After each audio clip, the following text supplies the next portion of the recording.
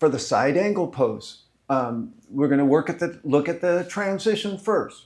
What's typical to do is to not think about the setup, not think about the transition. Okay, so this is a typical pose when you do it this way, you miss most of the value.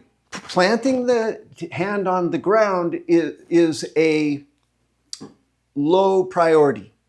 It's a desirable thing after you've satisfied several other more valuable things.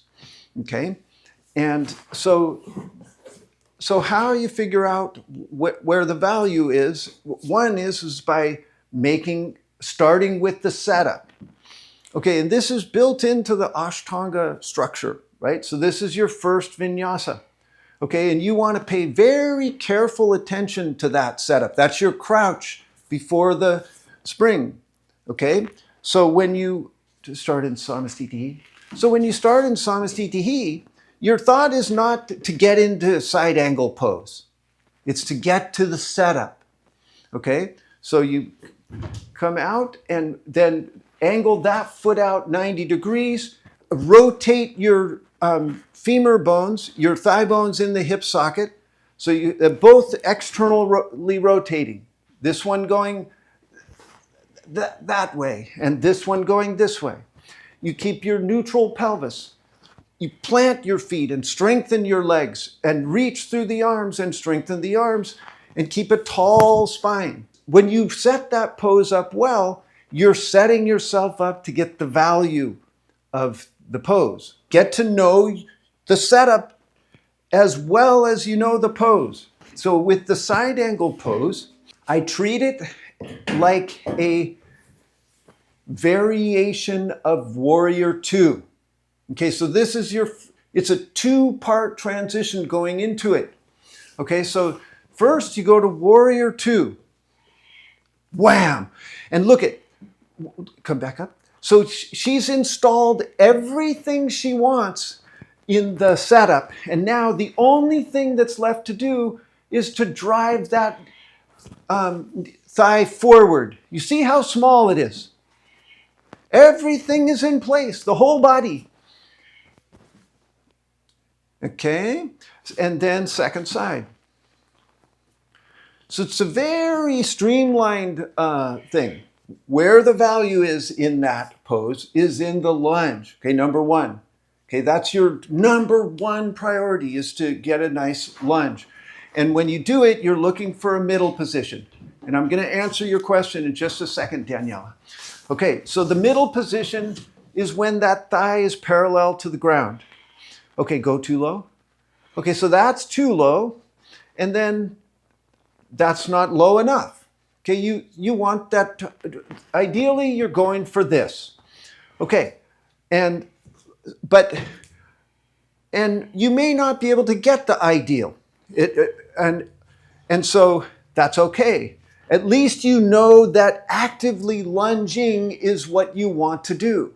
Okay, rather than resisting, because that's what people will tend to do, like do the pose when you plant the hand.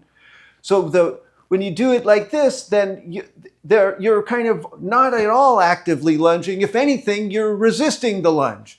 Okay? Like this isn't building strength at all. Yeah. My thigh. I don't feel anything. And then remember that the whole idea of concessions. So you're giving up or allowing something in the face of difficulty. And understand, this is all hard. Okay, it's hard to get that parallel to the ground.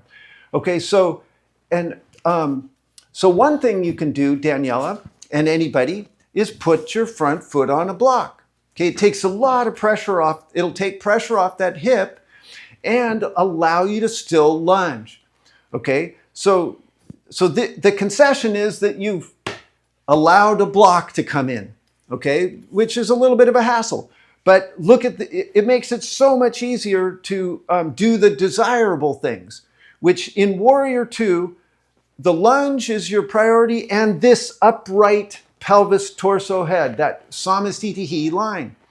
Okay, so what you'll typically see is, just do the Warrior 2 wrong. Like, okay, yeah. and really tilt this forward and go that way. Yes. Okay, so this is a real typical warrior two thing to do. And so but you want, it's a neutral pelvis, sanastitihi variation, right? With a hip opening aspect. It's not that, it's that. Yeah. Okay. So, tell me if that helps, Daniela. I use this all the time myself. I'm in the over 60 club, and I enjoy the front foot on a block. It's really nice. Yeah. So the arms stay you're reaching through the arms. This all stays upright, and you're lunging till that's parallel to the ground, and trying to keep the back leg extended. So now the side angle move. Okay, so it's a two-part move.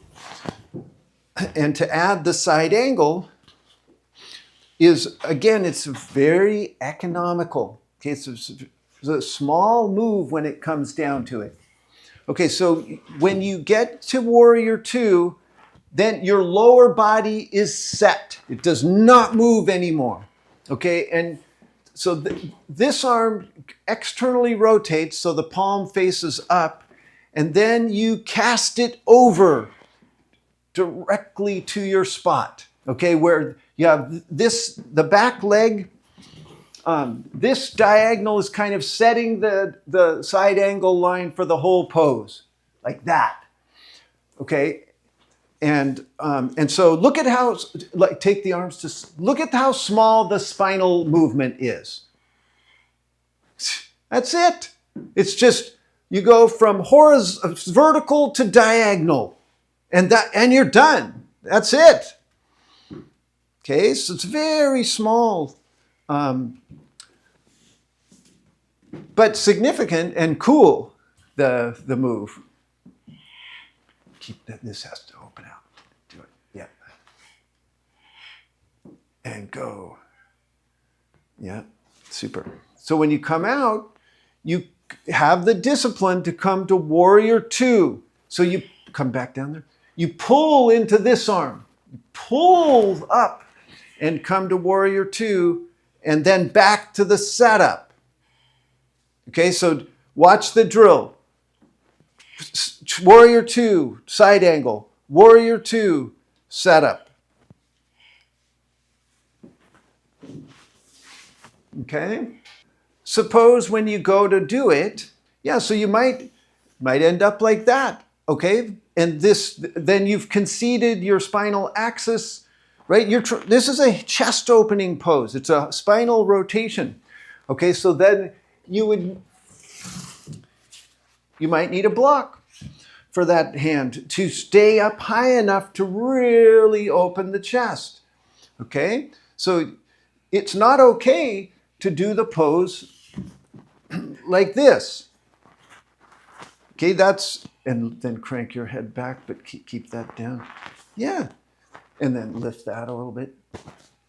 Yeah, okay, so you're kind of building into it step by step. So if you use the front foot on a block, then you're going to take this higher, the support for the hand. And all of this, people, this is all 101. Okay, this is not something exotic or advanced. It's just basic. Okay, and how would you expect to learn this just doing the pose 5 breaths per day, never being told anything about it? No, it doesn't work that way. Why you're doing all this precision is because this is a principal hip opening pose. Okay, and if you do it with these thoughts in mind, these actions, you'll maximize the range of motion in your hips.